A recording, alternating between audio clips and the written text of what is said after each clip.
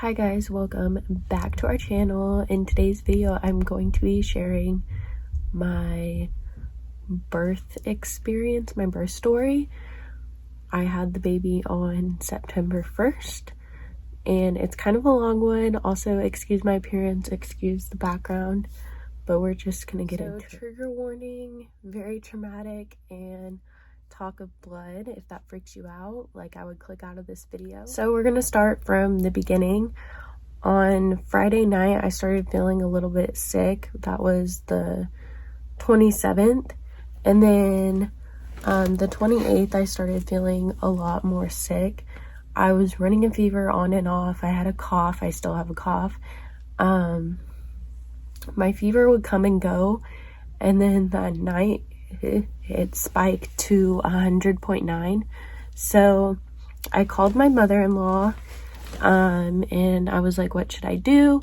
And she recommended me calling my doctor, but they don't have an after hours number.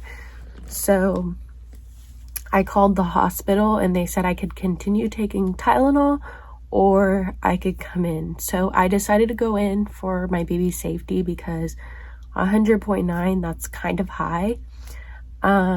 They tested me for COVID and that came back positive. We still don't know where I got it from because Trayvon's been the same places as I have, and he also goes a lot more places because of work. So it's just really weird.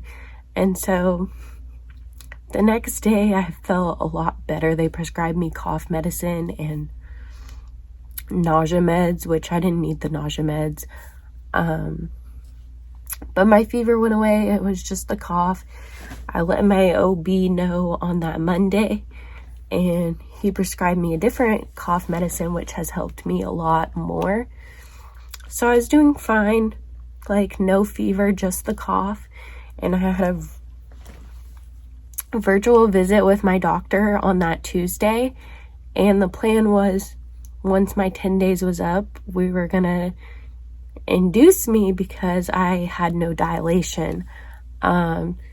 But Wednesday morning, the 1st, I went pee and I stood up and I felt a huge gush, and I thought it was my water breaking till I looked down and there was a shit ton of blood. So luckily Trayvon was off of work because even though he was testing negative, his work wanted to make sure.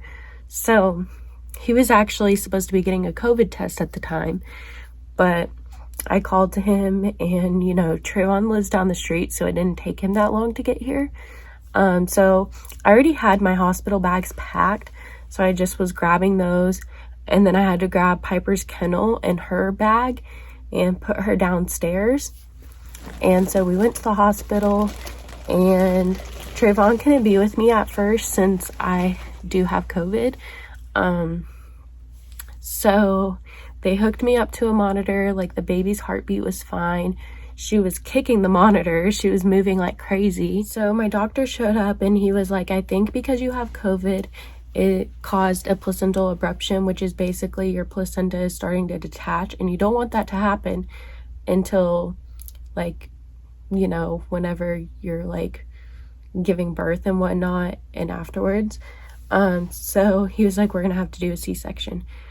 And he was trying to calm me down because obviously I was freaking out. And he was like, I know, like, we planned on a smooth vaginal delivery, but that's just not what's going to happen. So I called my grandma because I was trying to get somebody to come pick up Piper. My in-laws were going to be watching her. And Trayvon was actually going to go to the house and drop her off. But I was like, they're saying I'm going to have a C-section, so I don't want him to leave and, like, miss everything. So I'm pretty sure my father-in-law came and picked up Piper, or my cousin dropped her off. I don't know which one. But Trayvon was finally able to come up there before they wheeled me off. I have a lot of piercings, so I had to take those out. The only one I couldn't get out was my septum. So that had to stay. So then they took me to the OR and did the spinal block / epidural or whatever. It was very painful. It was hard for me to keep still because it was painful. Like, you have to, like, slouch, and also, like, the actual, like, spinal block was, like, painful. And then it was also starting to kick in, so my leg was twitching, and they kept telling me, like, no, you have to stay still. and I was like trying my best to stay still. Finally got everything done, and then that's when they had Trayvon come in the OR, and I honestly was like a hot mess. I kept crying. I was like, I don't want to do this. I kept telling Trayvon, I was like, I don't want to, and he's like, you have to do this. And then so went through surgery. They got her out. My first words were, oh my God, is she okay? So my doctor said everything pointed to a placental abruption with the bleeding, my platelets, and my baby ended up pooping inside the womb. So that was another indication that that's what happened. But everything is fine now. We stayed like 2 nights. We were there from Wednesday to Friday. So we stayed Wednesday night and Thursday night. And it's going good for the most part. Just a very overall traumatic experience. I've never had surgery like ever, so it was just a different experience for me. But yeah, I just wanted to share my birth story with you guys. Anyways, make sure to like, comment, and subscribe, and also turn on post notifications, and I will see you guys in our next one.